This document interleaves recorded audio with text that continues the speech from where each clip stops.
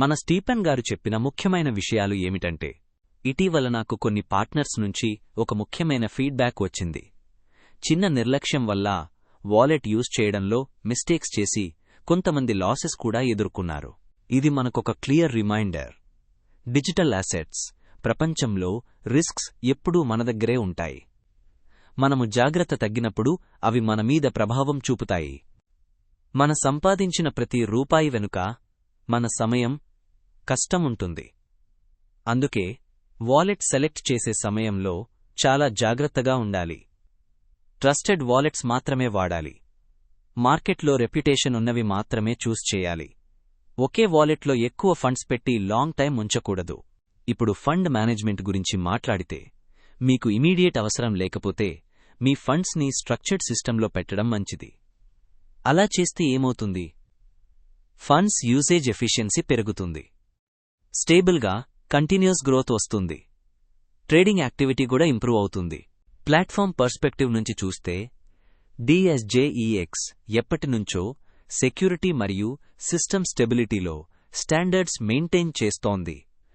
Withdrawals స్మూత్గా రావటం, system కన్సిస్టెంట్గా రన్ అవటం, ఇవి ఆల్రెడీ చాలామంది ఎక్స్పీరియన్స్ చేశారు. మార్కెట్లో ఇంకో విషయం కూడా జరుగుతోంది. కొన్ని ప్లాట్ఫామ్స్ BG మోడల్ని కాపీ చేయడానికి ట్రై చేస్తున్నాయి. కానీ సిస్టమ్ని కాపీ చేయడం అంత సులభం కాదు. కల్చర్ని కాపీ చేయలేరు. లాంగ్ టర్మ్ విజన్ని ఇమిటేట్ చేయలేరు. టైం వచ్చినప్పుడు నిజం బయటపడుతుంది. BG వెల్త్ షేరింగ్లో ఉన్న ప్రతి ఒక్కరికి క్లియర్ పాత్ ఉంది. స్టేబుల్ గ్రోత్ ఉంది.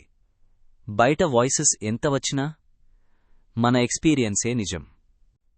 BG సక్సెస్కి రీజన్ ఒకటే: long term vision, consistency, strong foundation. ఇక్కడ ఒక సింపుల్ రూల్ గుర్తుంచుకోండి. విత్డ్రావల్ వచ్చిందా, అదే ప్లాట్ఫామ్కి బిగ్గెస్ట్ ప్రూఫ్.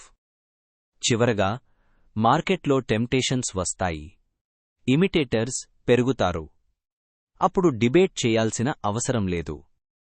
మూడే విషయాలు గుర్తుంచుకోండి: టైం, రెప్యుటేషన్, రియల్ రిజల్ట్స్. BGని చూజ్ చేయటం అంటే ఒక ప్లాట్ఫామ్ కాదు, ఒక లాంగ్ టర్మ్ విజన్ని చూజ్ చేయటం. లర్నింగ్ చేస్తూ, సిస్టమ్ని అండర్స్టాండ్ చేసుకుంటూ, ఎక్స్పీరియన్స్ షేర్ చేస్తూ మనము గ్రో అవుతాం. మన టీం గ్రో అవుతుంది. మన ఫ్యూచర్ స్ట్రాంగ్ అవుతుంది.